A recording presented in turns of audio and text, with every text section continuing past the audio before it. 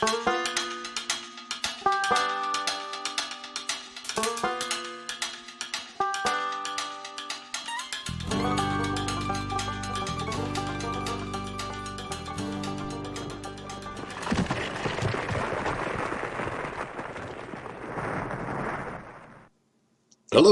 and welcome to my cellar for must be at least 200th time.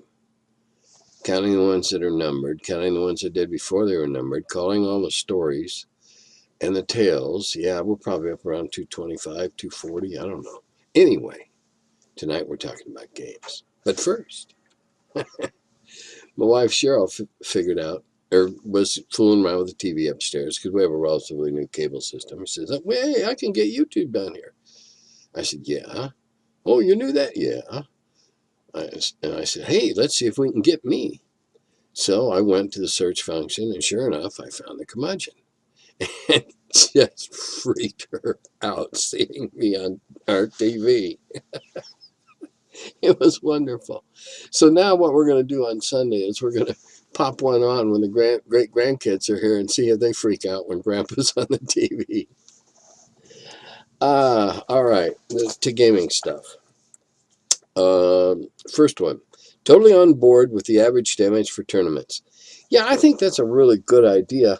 I may even experiment with that, doing my wheel of blame, and eliminate the bad die, great die, and make it more about thinking. I don't know. I'm thinking about it though. But for a tournament, I think it's absolutely excellent. Average die, everything's on the average. So now it's, did you hit or not? Okay, and no catastrophic heavy rolls, like the ogre hits you for all 40 points in his club, or no piddly rolls where you manage to stab him in the toe for a point. Good idea. And that's Lenny. Given the description of alignments you've been reading, maybe people who use that as a guide should retitle them malignments. I think you're right. Because I think, whoa, they certainly took that one to an extreme. Okay, now we're going to talk about one of my favorite characters. And in this case, they're called the thief, but we now know they're called the rogue because they do the same stuff, but rogue sounds better. Sounds like they're more mischievous than malignant. Which skill is the most powerful or beneficial? Well, number one, I don't use capital S skills.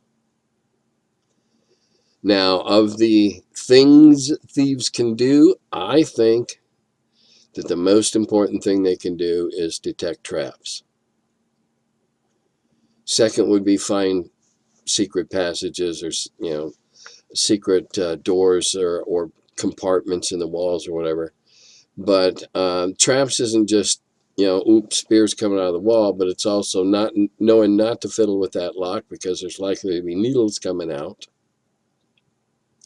I think, in my opinion, that is the most useful, because when we did it, that's what thieves were there to do. They were there to find the traps, open the locks, find the secret compartments in the walls. That's what they did. That's because they were good at that stuff. They weren't there because they could fight. That's for certain. Because while they might fight, they might not fight long. Okay, here's a comment on that. Also on thieves. We play thieves, get one try to pick a lock. If the thief failed, then level up and try again. I hated this rule. Yeah, it seems a little draconian, but I can also understand that. Okay, you make the rule, you get a shot. Didn't make it, fine. I don't know about the level up. If you went back again in a later adventure, I think I'd give them the same shot they had the first time. But that's just me, not criticizing.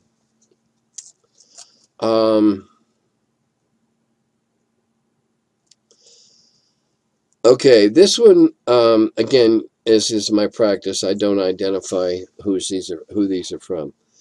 And this is it starts with a nice comment. You had a big influence on me. Well, thank you very much.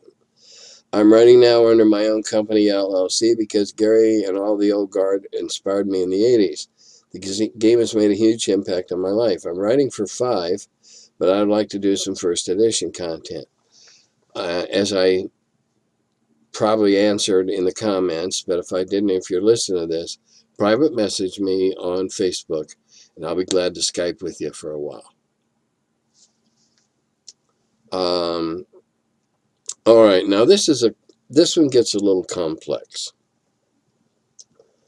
This is a bunch of questions all clumped together. First off, he starts.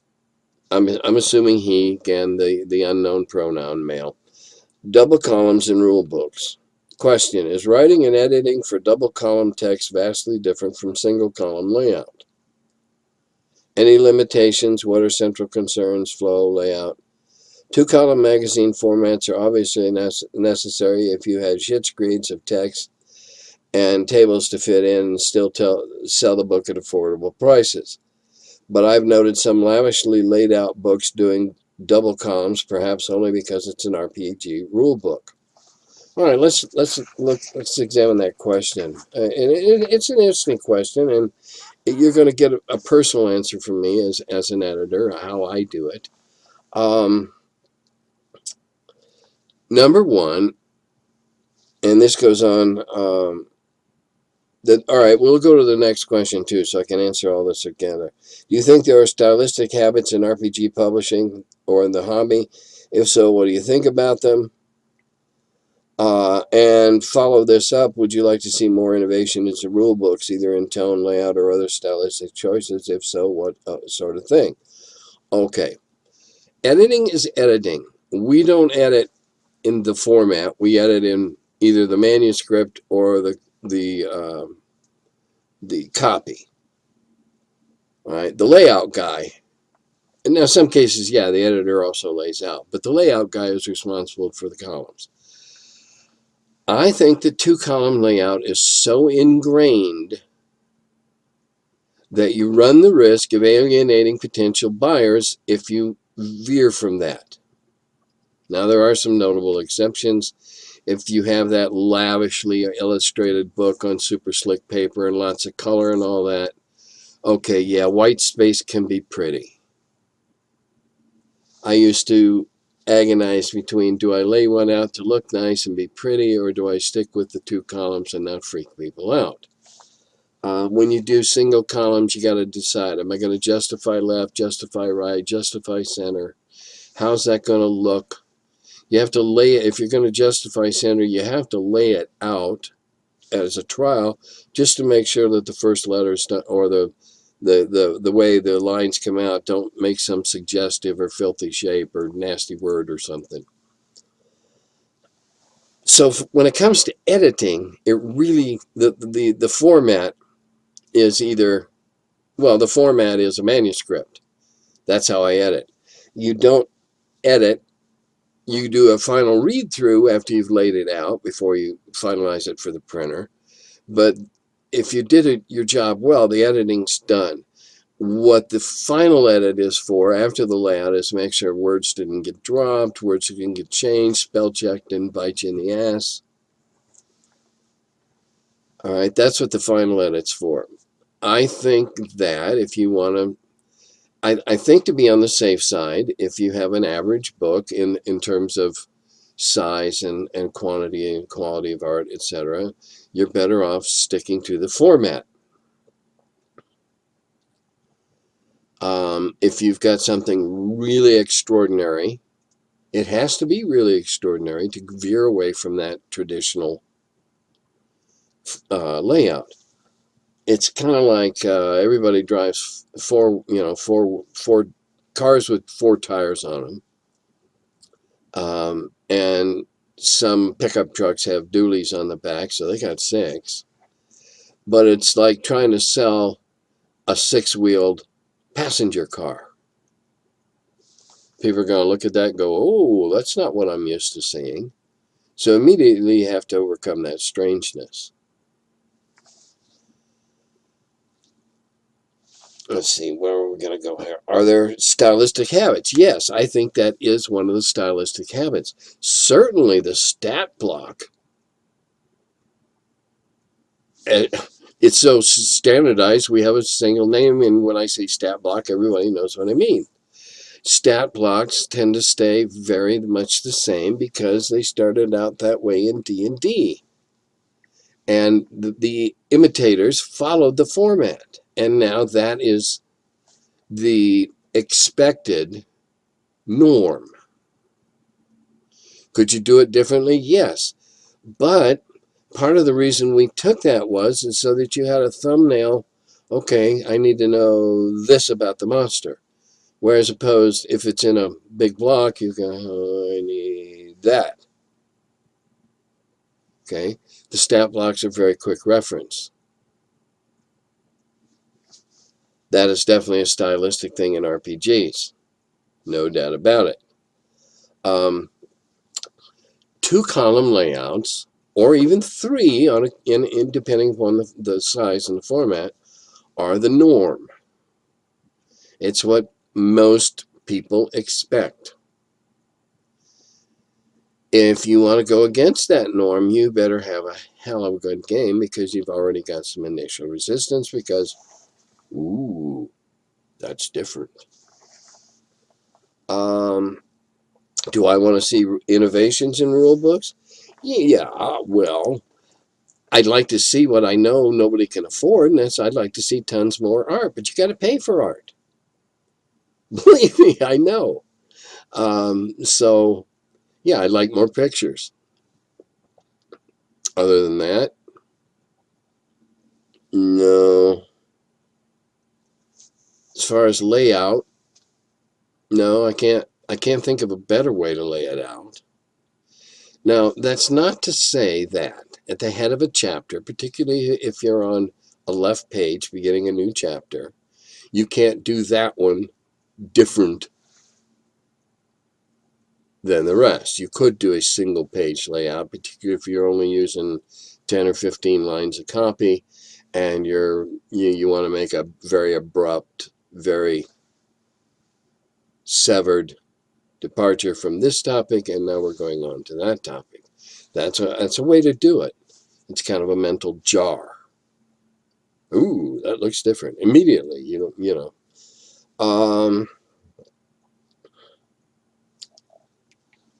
I really can't think of anything that I think would make it a better layout or a better format. You can always quibble the orders of things being presented. Talk about this and talk about that. You could argue that, but it doesn't matter as long as they're all there.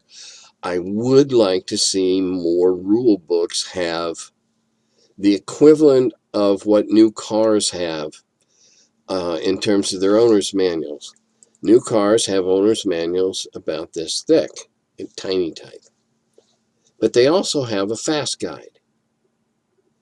And I would like to see a fast guide page or pages where, okay, flip to the back. All right, there's what I need.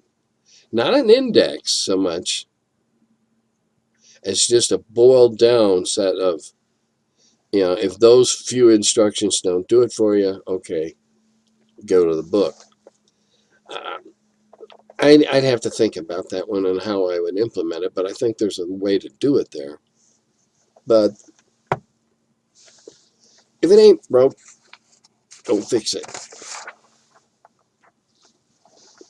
Have I ever introduced the theme of disease into a campaign or game? Games, yes. Campaign, no.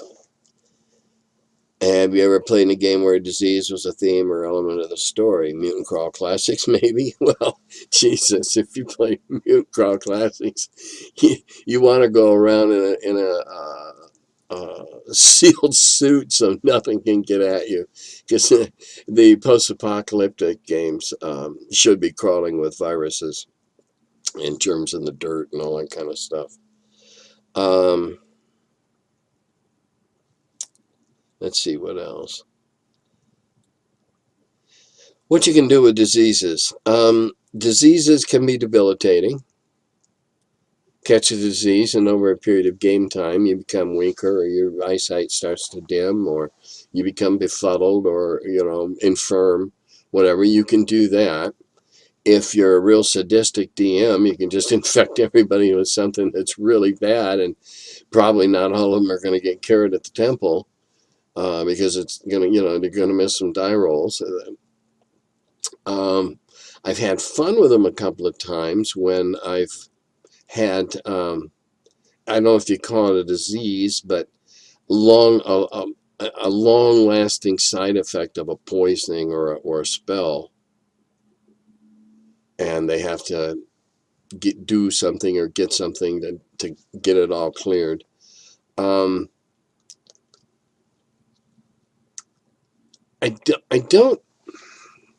can see where, okay, there's a disease down so and so in this duchy.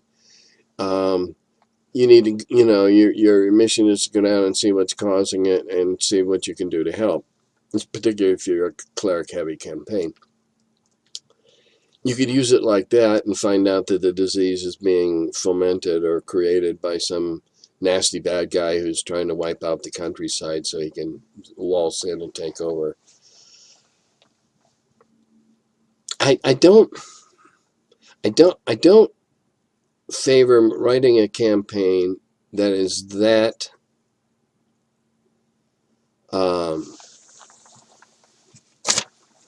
I just remembered the last thing I was going to talk about. I had a note up there. I don't see the necessity in a campaign to go in that deep unless it's an incident, a quest, something like this. If you want to be really realistic and you're playing in a, quote, medieval system, well, then any given day you ought to have about a 10% chance of getting sick with something that's going to be 70% of the time fatal. How ignominious a death is that to come, Saturday night game night, sit down and go, oh, Tim, by the way, Kelnor died of the flu. What? Yeah, he died this week. He caught it along with, and I don't know. I don't feel the need for that degree of detail. But that's me. Your mileage may vary. Here's one. Says my film noir camera seems fine. Okay. Okay. Topic: skills versus roll against stats. From my crap memory of basic, no skills mechanic was used. Today's skills are fairly de rigueur, or however the French say that, de rigueur. And lists of skills replace concept of rolling on stats characteristics to perform tasks. Excuse me. They're good hot dogs, but I don't like skills and abilities. I've made that very common. I like using the stats. That's what the stats are there for. They're not down to the nitty gritty, picking the nose hairs off your character. Okay, that's not what that isn't there. Next, he follows up with, do I know about the creation of the skills mechanic? Well, I do know that Gary has told several people that were working with him in the last couple of years before he passed that he would have liked his system to be all based on skills and abilities and take out the chance. You know how to do this. Okay, go on. Next. And I'm not saying that wouldn't be possible. It would definitely be a leap of faith to jump into a game using mechanics like that. Were spell lists a direct inspiration for skill lists? I don't know that they may have been an inspiration, but I think that Gary or somebody sat down and wrote down a list of all the things people do. Start fires, find food. Every damn thing under the sun. And made it a skill or an ability. If that's the way you want to play, that's fine. I'd rather not. I like the element of chance. I like the element of getting lucky just as well as I like the element of failing and being a dud. To me, that's part of the fun. I don't get upset if my character dies. Well, that's not completely true. Yeah, that'll bum me out. But I'm not going to go into mourning for 4 days or 3 weeks or whatever and be all pissed off and not come back and play again because you killed my character. Nah, bull. How do I prefer to settle a PC action? Are skills helpful? Well, no, I don't use them. Roll against your ability. That way, there's always, no matter your skill, no matter your rating, you can be an 18, but there's still a 10% chance that you won't go. The element of chance, that's what makes it a game. Aren't we playing a game here?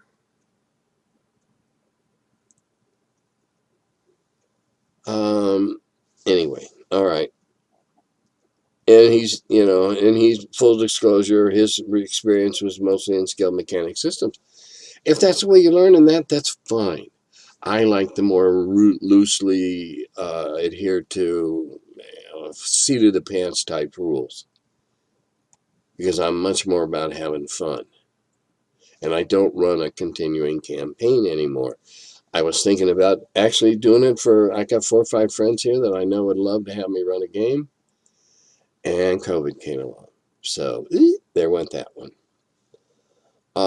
Okay.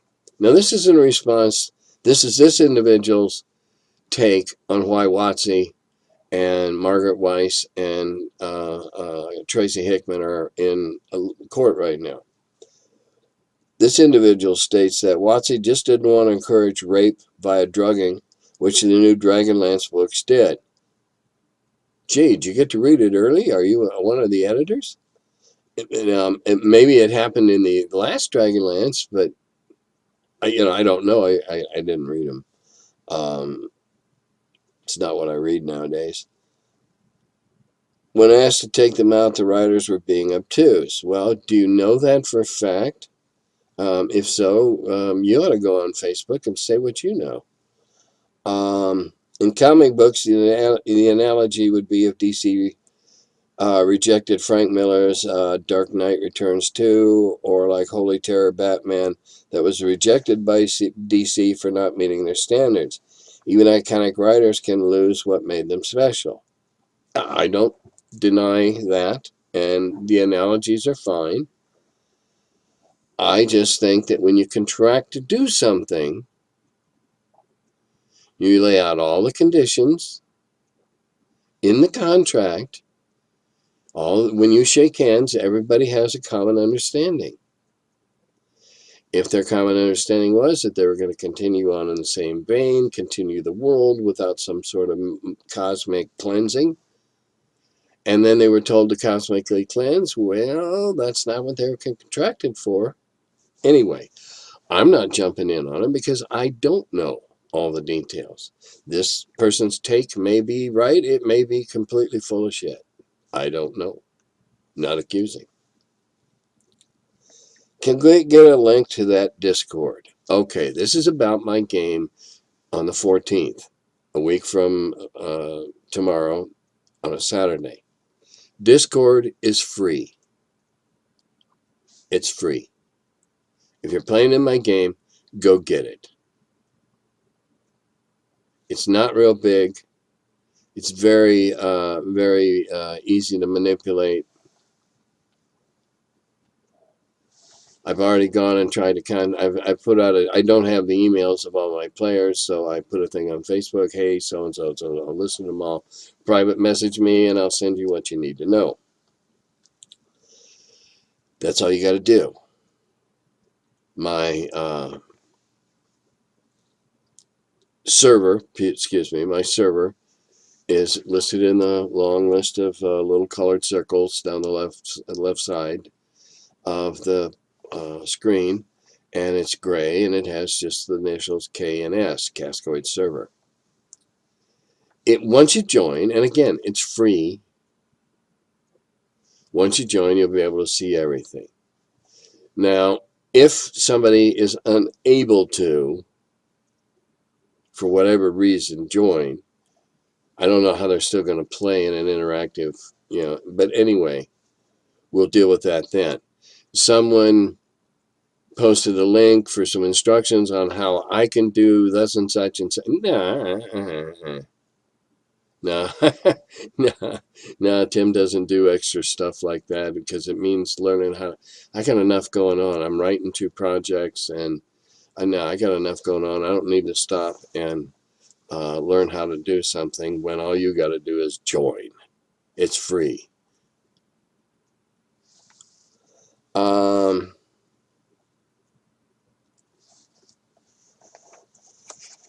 When I hear from everybody, I'll send you how it works and what we're going to do and your player character. And we'll be ready to roll. Let's see. Yeah, well, I don't care to go to this thing on how to create and share an invite link. No thanks. I'm not going to go learn everything. Now, this is an interesting question, or an interesting comment. Close your eyes. Now tell us, what color is the wizard's robes? Well, they're probably blue for 2 reasons. My highest level wizard was Kelnor the Blue, even named years and decades ago. And the evil wizard Cask in the Phineas Fingers comics also wore a blue robe. Now, if you're referring to spinning the tail and people being able to close their eyes and see that, yeah, that's a tip to the DM, that be as thorough as you can. Be as thorough as your players will tolerate. And make sure you mention something if there's something possible to happen later, make sure you mention it. You don't have to stress it. And if they don't pay attention, then screw them. You knew you said it. And if nobody was listening, it's not your fault. You didn't do it. Okay, thanks. Thanks for the help. Yeah, I'm doing my health. I'm terribly frustrated. I just had my 7-week or 8-week follow-up with the surgeon, and he's pleased with the progress. I'm not, and he keeps telling me chill out because it's going to be 6 to 9 months before it's fully healed. Well, I'm learning to do things. I may even be able to shave now. I'm going to try and see if I don't cut my face to shreds tomorrow, because I can't stand this neck beard anymore. It's about a 1/2 inch long. So I'm doing well there. Who's my favorite horror author? I don't really read horror. I was never into monster movies. I was never into Cthulhu and that. So somebody's looking for zombie ideas. Well, zombies are just, if you want zombie ideas, there's a Kevin Hearn book in the Iron Druid Chronicles. It's just great. There's a couple of them where they have to fight off hordes of zombies. And he has some really interesting ideas on how they work and how they function and how they can be defeated. In fact, I'm going to mention again Kevin Hearn, Hearne.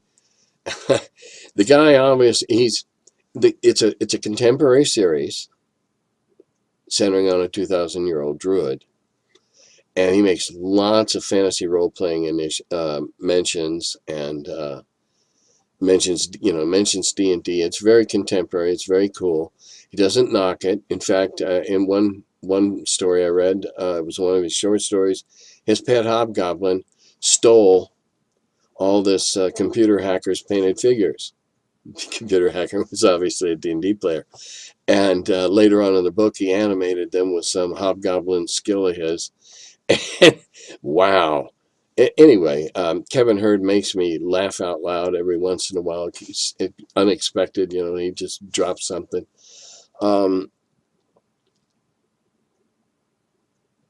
He's got some really neat takes on zombies. I remembered a book that I read years ago, decades, called The Reassembled Man, written by Herbert Castle. That's Castle with a K. I remember it was very formative on me and my ideas, even though I'd been reading Heinlein and, Dangerous Visions and stuff like that. When I read this, I really got into aliens and probes, and I recommend it. It's really pretty good. Okay.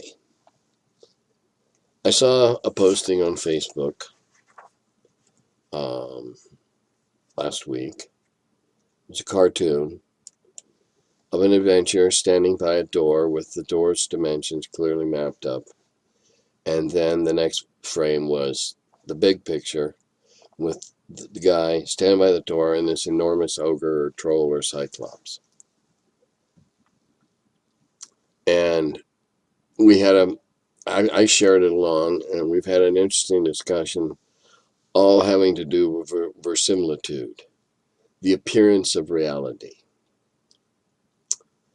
I started the dungeon ecology stuff in the Dragon magazine when I was there.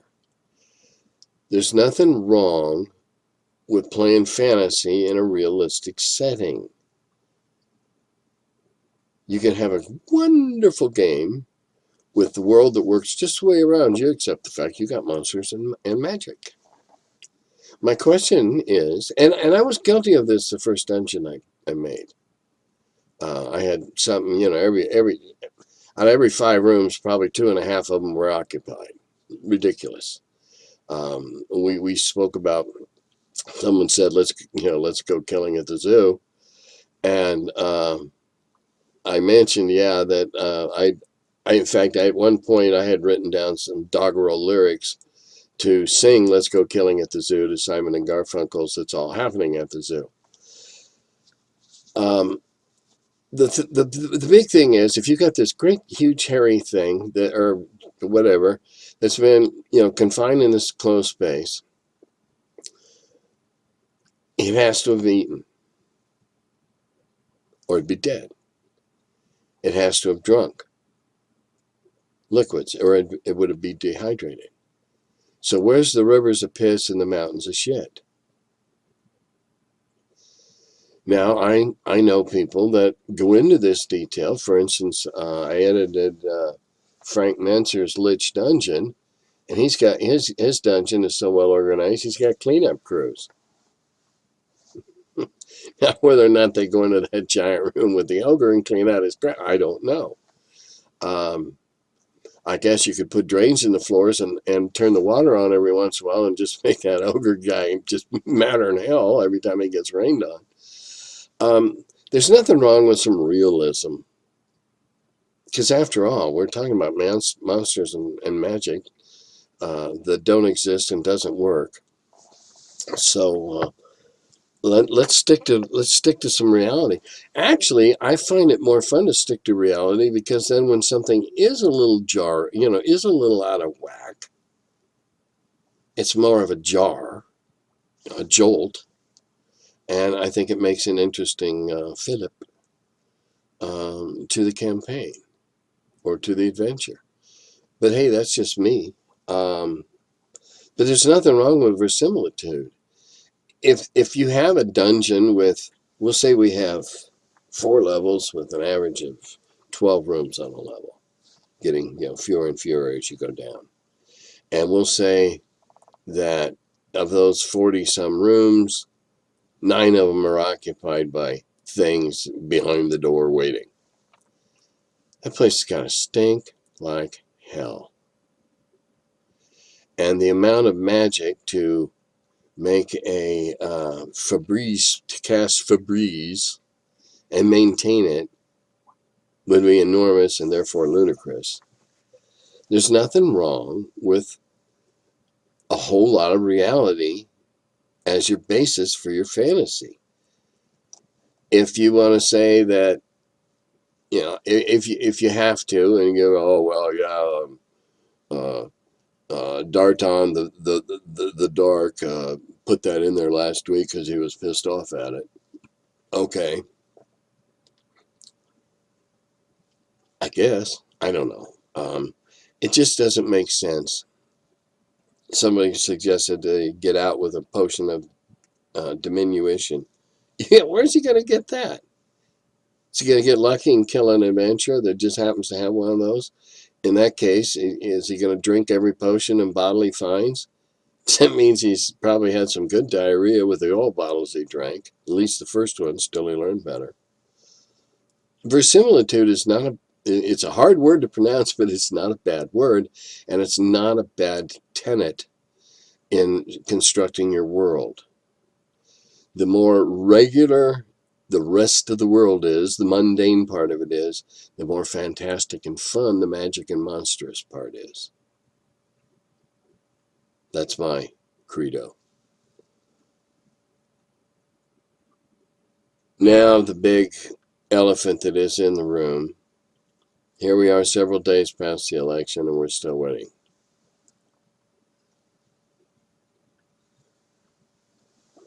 It looks as though the orange one is going to be leaving D.C. When it is all, the vote is in, and all completed, I'm going to do a special video and talk exactly about what I feel, whichever the result is. That's why I'm waiting to make sure it's all locked down. But I'm going to give you my take on the past 4 years and on the voting public, and I'm going to unload. People have asked me for this, and I'm gonna unload. I'll let you know when. It's going to be a separate. It's not going to be entitled the Curmudgeon. Well, the word curmudgeon might be in there, but it's not going to be a regular curmudgeon in the cellar with games and fun and stuff like that. It looks as though the 4-year nightmare is over. What I find myself doing especially these last couple of weeks. I'm a former history teacher, as I've said before, middle and high school. I'm trying to think how I would phrase and position and structure how I would teach what happened in this last 4 years. Right now, we're 98.5% sure it's an aberration and it won't be repeated. So when it's all done. Now, again, I got a game load on the 14th that's filled, but I will be doing more of these. So what I would ask of you is this, those of you that are going to be playing. If you had a good time, tell people. And if you didn't have a good time, tell people. I'll take it either way. But talk about it, because I'd like to do it for more people. We'll see how it goes. I've done it several times online before, had no problems with it to speak of, except with various player issues. And that's to be expected in any game, whether it's face-to-face or over the internet.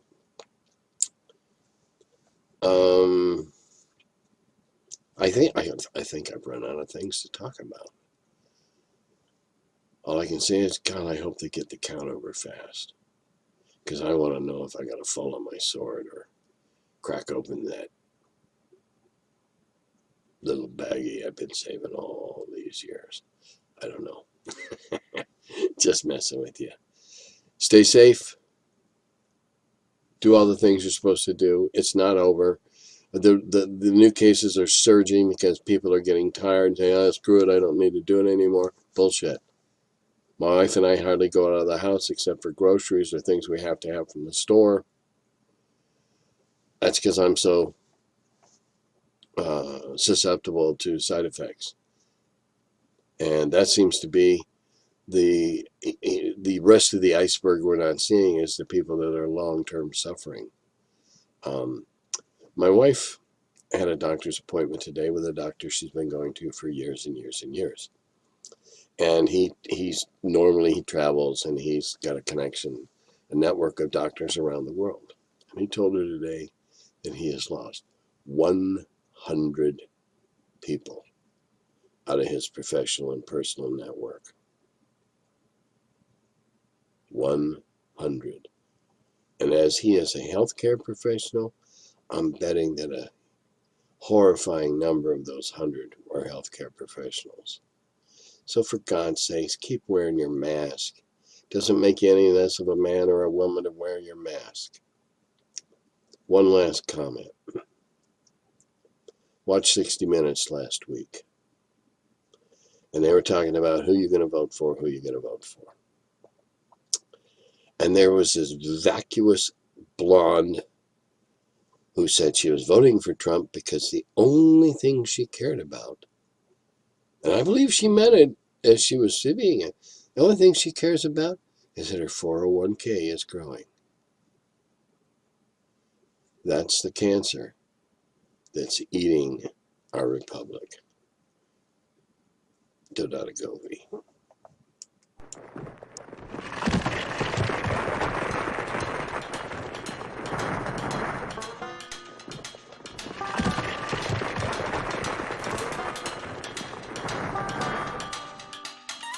Oh, hello. I'm still figuring out when this thing starts. Welcome to my cellar. He's the curmudgeon who wrote about the dungeons. Now he's the feller, live from the cellar. Talks about D&D and old school RPGs. Still quite a feller, the curmudgeon in the cellar. Last man around when the race went down. Calling Gary in that Lake Geneva town. Hey Gary, it's an awful mess. Let me edit, we'll have success. D&D and Dragon Magazine. He's the curmudgeon who wrote about the dungeons.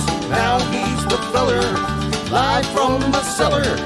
Talks about D&D and old school RPGs, but he's still quite the feller, the curmudgeon in the cellar.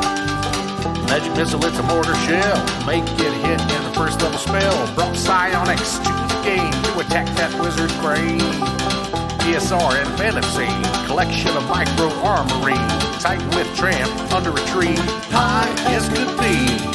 He's the curmudgeon who wrote about the dungeons. Now he's the feller, live from the cellar. Talks about D&D and old school RPGs, but he's still quite the feller, the curmudgeon in the cellar. Still quite the feller, the curmudgeon in the cellar. Curmudgeon.